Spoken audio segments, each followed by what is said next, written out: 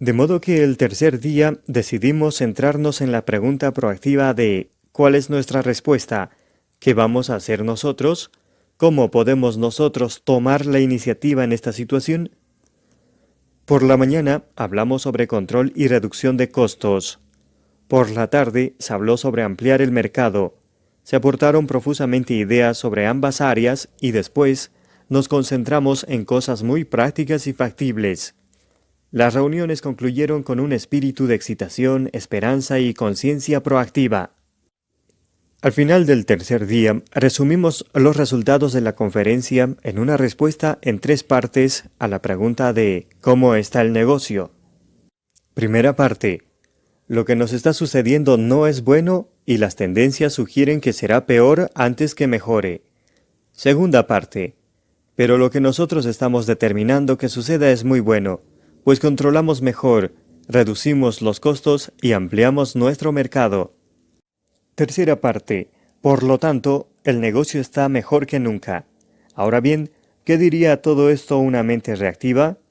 Oh, vamos, afrontemos los hechos. No pueden llevar más adelante este enfoque de pensamiento positivo y automentalización.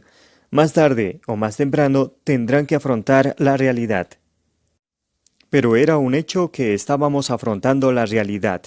Estábamos afrontando la realidad de las circunstancias del presente y las proyecciones respecto del futuro. Pero también afrontábamos la realidad de que teníamos el poder de elegir nuestra respuesta a las circunstancias y proyecciones. No afrontar la realidad hubiera sido aceptar la idea de que lo que sucede en nuestro ambiente tiene que determinarnos. Las empresas, los grupos comunitarios, las organizaciones de todo tipo, incluso las familias, pueden ser proactivos. Pueden combinar la creatividad y los recursos de los individuos proactivos para crear una cultura proactiva dentro de la organización. La organización no tiene por qué estar a merced del ambiente. Puede tomar la iniciativa para llevar a la práctica los valores compartidos y alcanzar los propósitos compartidos de todos los individuos implicados. Escuchando nuestro lenguaje. Dado que nuestras actitudes y conductas fluyen de nuestros paradigmas, si las examinamos utilizando la autoconciencia, a menudo descubrimos en ellas la naturaleza de nuestros mapas subyacentes. Nuestro lenguaje, por ejemplo, es un indicador muy fiel del grado en que nos vemos como personas proactivas. El lenguaje de las personas reactivas las absuelve de responsabilidad. Ese soy yo soy así, eso es todo. Estoy determinado, no puedo hacer nada al respecto. Me vuelvo loco. No soy responsable, mi vida emocional es gobernada por algo que está fuera de mi control. No puedo hacerlo, no tengo tiempo. Me controla algo que está fuera de mí, el tiempo limitado. Si mi esposa fuera más paciente, la conducta de algún otro está limitando mi efectividad. Tengo que hacerlo. Las circunstancias u otras personas me fuerzan a hacer lo que hago. No tengo la libertad de elegir mis propias acciones. Lenguaje reactivo. No puedo hacer nada. Lenguaje proactivo. Examinemos nuestras alternativas. Lenguaje reactivo. Yo soy así. Lenguaje proactivo. Puedo optar por un enfoque distinto. Lenguaje reactivo. Me vuelve loco. Lenguaje proactivo. Controlo mis sentimientos. Lenguaje reactivo. No lo permitirán. Lenguaje proactivo. Puedo elaborar una exposición efectiva. Lenguaje reactivo. Tengo que hacer eso. Lenguaje proactivo. Elegiré una respuesta adecuada. Lenguaje reactivo. No puedo. Lenguaje proactivo. Elijo. Lenguaje reactivo. Debo. Lenguaje proactivo. Prefiero. Lenguaje reactivo. Sí. Lenguaje proactivo. Pase lo que pase. Ese lenguaje deriva de un paradigma básico determinista, y en su espíritu está transferir la responsabilidad. No soy responsable, no puedo elegir mi respuesta. Una vez me preguntó un estudiante, ¿me da permiso para faltar a clase? Tengo que viajar con el equipo de tenis. ¿Tienes que ir o has elegido ir?, le pregunté. Realmente tengo que hacerlo, exclamó. ¿Qué ocurrirá si no lo haces? Me sacarían del equipo. ¿Te gustaría eso? Claro que no. En otras palabras, tú eliges ir porque así te lo ordena la consecuencia de seguir en el equipo. ¿Qué sucederá si te pierdes mi clase? No lo sé. Piensa, ¿cuáles crees que serían las consecuencias naturales de que faltaras a clase? Usted no va a echarme, ¿no es así? Esa sería una consecuencia social, sería artificial. Si tú no acompañas al equipo de tenis, no juegas, eso es natural. Pero si no asistes a clase, ¿cuál sería la consecuencia natural? Supongo que no aprenderé. Exacto. De modo que tienes que sopesar esa consecuencia y la otra consecuencia y elegir. Sé que si yo estuviera en tu caso, optaría por ir con el equipo, pero no digas nunca que tienes que hacer algo. Entonces elijo irme con el equipo, respondió humildemente. ¿Y mi clase? Objeté a mi vez, con burlona incredulidad. Un serio problema del lenguaje reactivo es que se convierte en una profecía de autocumplimiento. Refuerza el paradigma de que estamos determinados y genera pruebas en apoyo de esa creencia. La gente se siente cada vez más impotente y privada de su autocontrol, alejada de su vida y de su destino. Culpa a fuerzas externas, a otras personas, a las circunstancias, incluso a los astros, de su propia situación. En un seminario, en el que yo hablaba sobre el concepto de proactividad, un hombre dijo: Stephen, me gusta lo que dice, pero las situaciones difieren entre sí. Por ejemplo, mi matrimonio. Estoy realmente preocupado. A mi esposa y a mí ya no nos unen los antiguos sentimientos. Supongo que ya no la amo y que ella ya no me ama a mí. ¿Qué puedo hacer? ¿Ya no sienten nada uno por el otro?, pregunté. Así es. Y tenemos 3 hijos que realmente nos preocupan. ¿Usted qué sugiere? Ámela, le contesté. Pero le digo que ese sentimiento ya no existe entre nosotros. Ámela. No me entiende, el amor ha desaparecido. Entonces ámenla. Si el sentimiento ha desaparecido, esa es una buena razón para amarla. Pero ¿cómo amar cuando uno no ama? Amar, querido amigo, es un verbo. El amor, el sentimiento, es el fruto de amar, el verbo. De modo que ámela, sírvala, sacrifíquese por ella, escúchela, comparta sus sentimientos, apréciela, apóyela. ¿Está dispuesto a hacerlo? En la gran literatura de todas las sociedades progresistas se habla de amar, del verbo. Las personas reactivas hablan del sentimiento. Ellas se mueven por sentimientos. Hollywood, por lo general, nos convence de que no somos responsables, de que somos un producto de nuestros sentimientos. Pero los guiones de Hollywood no describen la realidad. Si nuestros sentimientos controlan nuestras acciones, ello se debe a que hemos renunciado a nuestra responsabilidad y que permitimos que los sentimientos nos gobiernen. Las personas proactivas hacen hincapié en el verbo amar. Amar es algo que se hace, los sacrificios que se hacen, la entrega de uno mismo, como una madre que pone un recién nacido en el mundo. Para estudiar el amor hay que estudiar a quienes se sacrifican por los otros, incluso por personas que los hieren. Los padres tienen el ejemplo del amor que en ellos mismos despiertan los hijos por los que se sacrifican. El amor es un valor creado por medio de acciones amatorias. Las personas proactivas subordinan los sentimientos a los valores. El amor, el sentimiento, puede recuperarse. Círculo de preocupación quebrado, círculo de influencia. Otro modo excelente de tomar más conciencia de nuestro propio grado de proactividad consiste en examinar en qué invertimos nuestro tiempo y nuestra energía. Cada uno de nosotros tiene una amplia gama de preocupaciones: la salud, los hijos, los problemas del trabajo, la deuda pública, la guerra nuclear. Podemos separarlas de las cosas con las que no tenemos ningún compromiso mental o emocional, creando un círculo de preocupación.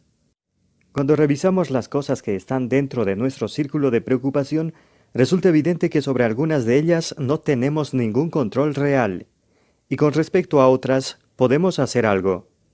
podemos identificar las preocupaciones de este último grupo, circunscribiéndolas dentro de un círculo de influencia más pequeño.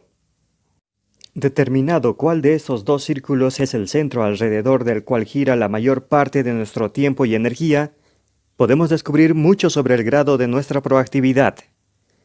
Las personas proactivas centran sus esfuerzos en el círculo de influencia. Se dedican a las cosas con respecto a las cuales pueden hacer algo. Su energía es positiva, se amplía y aumenta, lo cual conduce a la ampliación del círculo de influencia. Por otra parte, las personas reactivas centran sus esfuerzos en el círculo de preocupación. Su foco se sitúa en los defectos de otras personas, en los problemas del medio y en circunstancias sobre las que no tienen ningún control. De ello resultan sentimientos de culpa y acusaciones, un lenguaje reactivo y sentimientos intensificados de aguda impotencia. La energía negativa generada por ese foco, combinada con la desatención en las áreas en las que se puede hacer algo, determina que su círculo de influencia se encoja. Cuando trabajamos en nuestro círculo de preocupación, otorgamos a cosas que están en su interior el poder de controlarnos. No estamos tomando la iniciativa proactiva necesaria para efectuar el cambio positivo. En páginas anteriores compartí con el lector la historia de mi hijo, que debía afrontar serios problemas en la escuela. A Sandra y a mí nos preocupaban profundamente su aparente debilidad y el modo en que otras personas estaban tratándolo. Pero esas cosas estaban en nuestro círculo de preocupación. Cuando centramos nuestros esfuerzos en ellas, no conseguimos nada, salvo intensificar nuestros sentimientos de inadecuación y desvalimiento y reforzar la dependencia de nuestro hijo. Solo cuando pasamos a trabajar en nuestro círculo de influencia, cuando nos centramos en nuestros propios paradigmas, empezamos a crear una energía positiva que nos cambió a nosotros y finalmente influyó también en nuestro hijo. Trabajando sobre nosotros mismos, en lugar de preocuparnos por las condiciones, pudimos influir en las condiciones. En virtud de su posición, su riqueza, su rol o sus relaciones, en algunas circunstancias, el círculo de influencia de una persona es más grande que su círculo de preocupación. Esta situación refleja una miopía emocional autoinfligida, otro estilo de vida reactivo centrado en el círculo de preocupación. Aunque hayan tenido que priorizar el empleo de su influencia, las personas proactivas tienen un círculo de preocupación que es por lo menos tan grande como su círculo de influencia y aceptan la responsabilidad de usar esa influencia con responsabilidad. Control directo, indirecto e inexistente.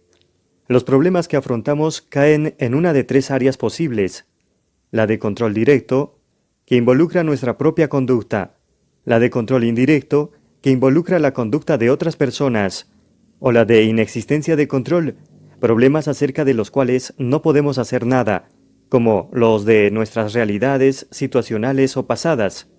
El enfoque proactivo da el primer paso hacia la solución de los tres tipos de problemas dentro de nuestro círculo de influencia presente. Los problemas de control directo se resuelven trabajando sobre nuestros hábitos. Están obviamente dentro de nuestro círculo de influencia. Son las victorias privadas de los hábitos 1, 2 y 3.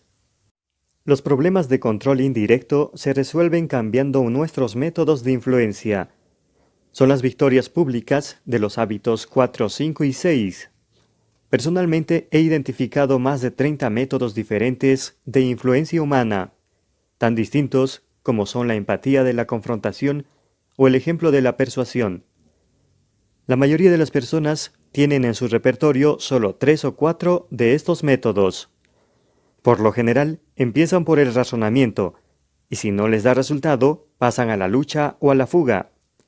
Resulta sumamente liberador aceptar la idea de que podemos aprender nuevos métodos de influencia humana, en lugar de tratar de usar constantemente los antiguos métodos inefectivos para poner en orden a los demás. Los problemas de la inexistencia de control suponen asumir la responsabilidad de modificar nuestras actitudes, sonreír, aceptar auténtica y pacíficamente esos problemas y aprender a vivir con ellos, aunque no nos gusten. De ese modo, no les otorgamos el poder de controlarnos. Compartimos el espíritu de la oración de Alcohólicos Anónimos. Señor, Concédeme coraje para cambiar las cosas que pueden y deben cambiarse, serenidad para aceptar las cosas que no pueden cambiarse, y sabiduría para establecer la diferencia. Sea que el problema que nos afecta implique control directo, indirecto o inexistente, está en nuestras manos dar el primer paso hacia la solución. Dentro de nuestro círculo de influencia están los cambios de nuestros hábitos, de nuestros métodos de influencia y del modo en que vemos las dificultades que no controlamos.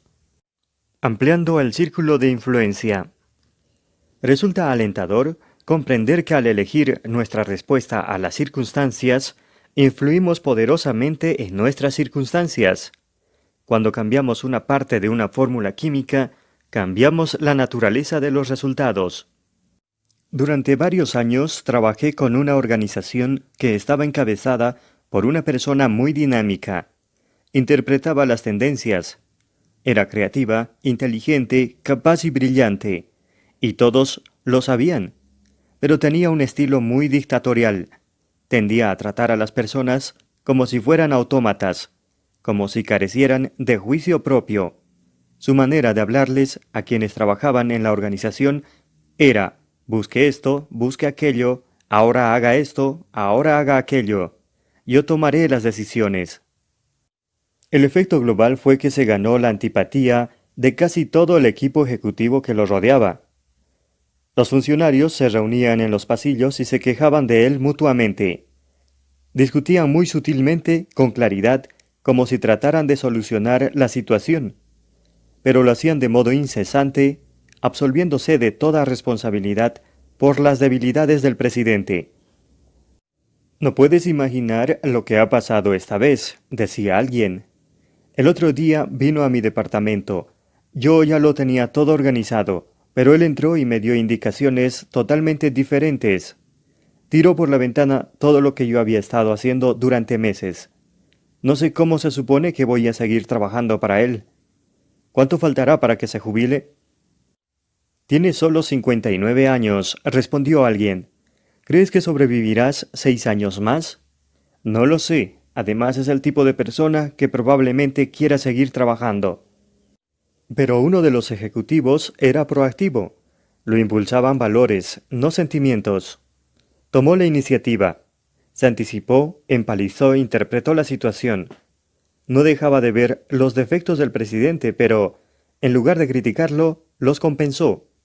En los puntos en que el estilo del presidente era débil, procuró actuar como amortiguador para salvaguardar a su personal y convertir en irrelevantes esas debilidades, y trabajó con los puntos fuertes del presidente, su visión, su talento, su creatividad.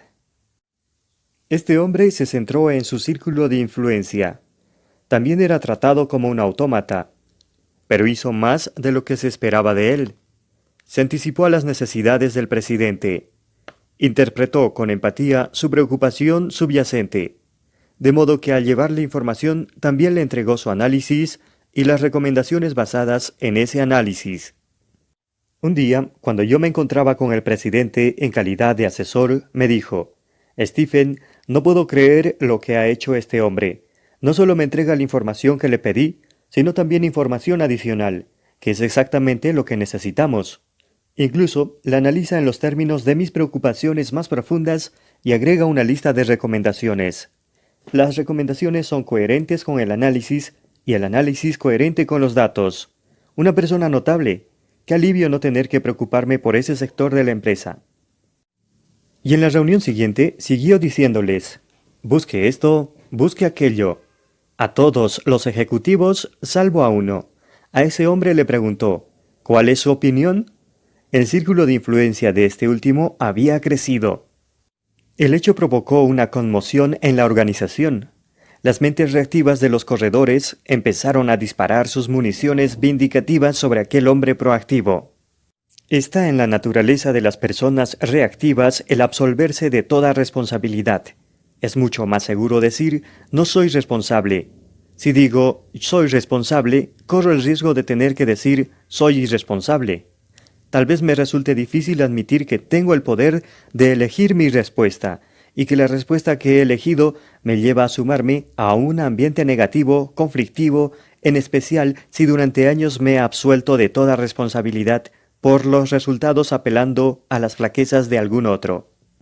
De modo que esos ejecutivos se centraron en la consecución de más información, más municiones, más pruebas a favor de la idea de que no eran responsables.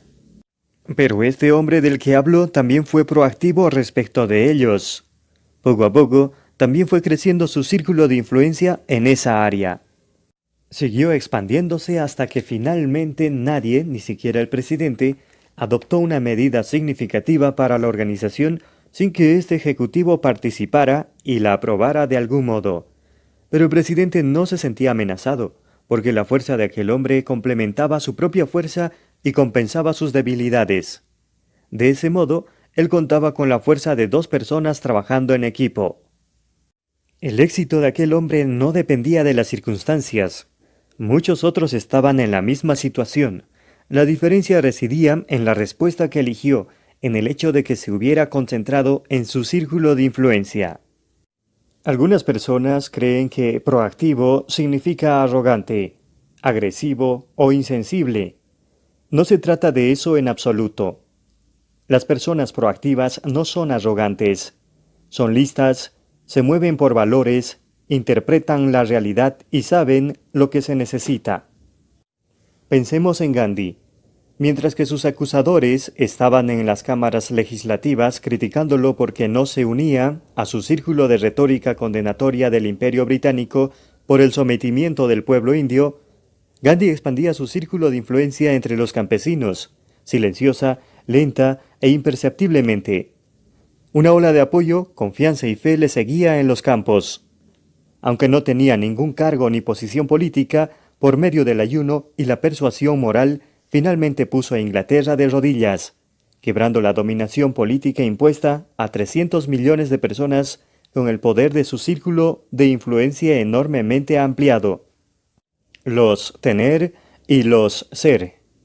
Un modo de determinar cuál es nuestro círculo de preocupación consiste en distinguir los tener y los ser. El círculo de preocupación está lleno de tener. Me sentiré contento cuando tenga casa propia. Si tuviera un jefe que no fuera tan dictador, si tuviera una esposa más paciente, si tuviera un hijo más obediente, si ya tuviera mi título, si tuviera más tiempo para mí. El círculo de influencia está lleno de ser. Puedo ser más paciente, ser sensato, ser cariñoso. El foco está en el carácter. Siempre que pensemos que el problema está allí afuera, este pensamiento es el problema. Otorgamos a lo que está ahí afuera el poder de controlarnos. El paradigma del cambio es entonces de afuera hacia adentro. Lo que está afuera tiene que cambiar antes que cambiemos nosotros. El enfoque proactivo consiste en cambiar de adentro hacia afuera, ser distinto y de esta manera provocar un cambio positivo en lo que está allí afuera. Puedo ser más ingenioso, más diligente, más creativo, más cooperativo.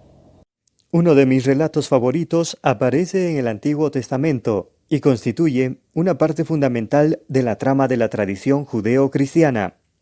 Es la historia de José, vendido como esclavo en Egipto por sus hermanos a la edad de 17 años.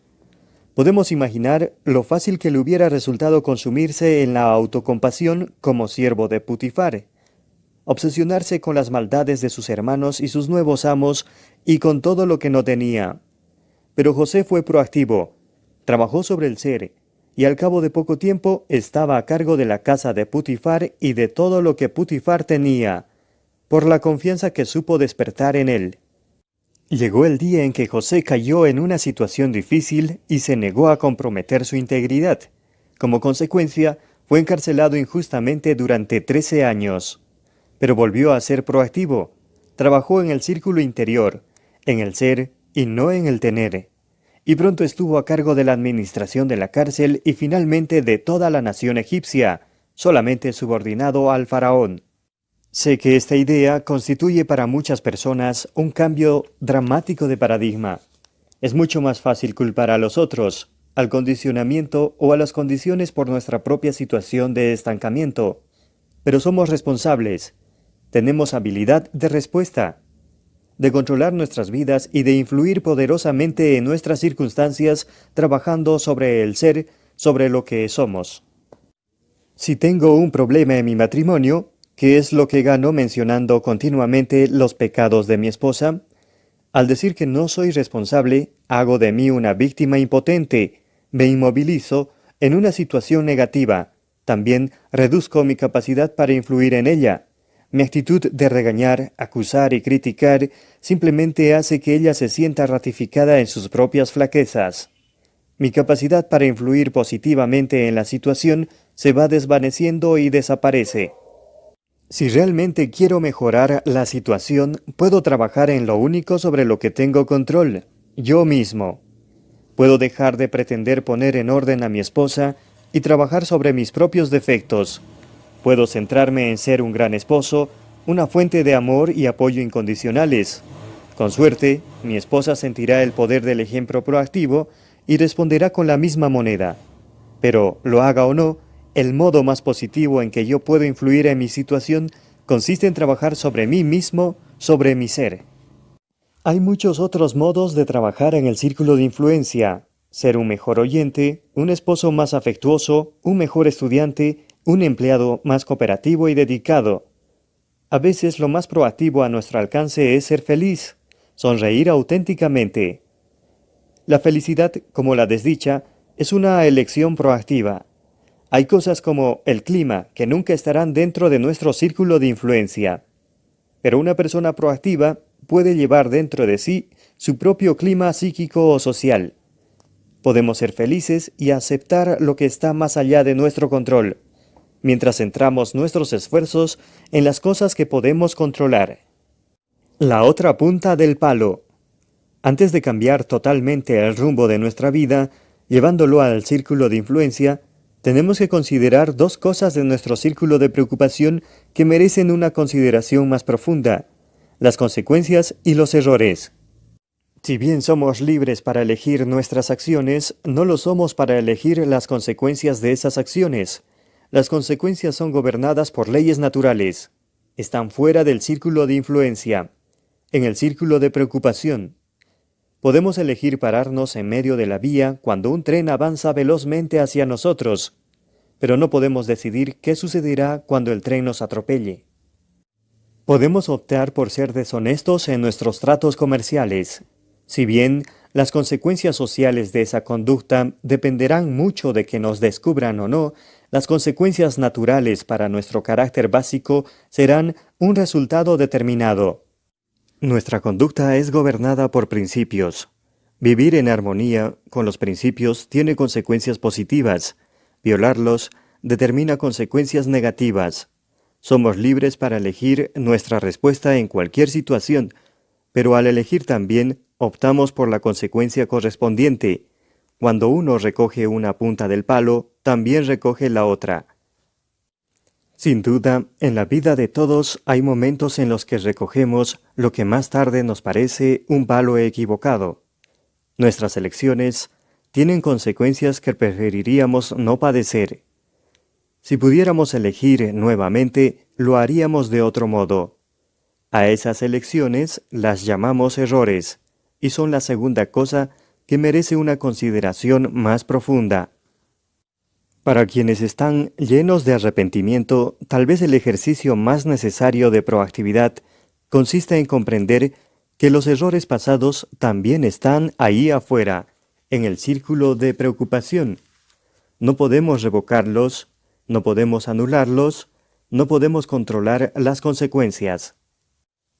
Cuando uno de mis hijos jugaba fútbol americano en el equipo de la universidad, aprendió a estirar su muñequera y soltarla bruscamente cada vez que él o alguien cometía un error, como un ejercicio de bloqueo mental, de modo que ese último error no afectara la resolución y ejecución de la jugada siguiente.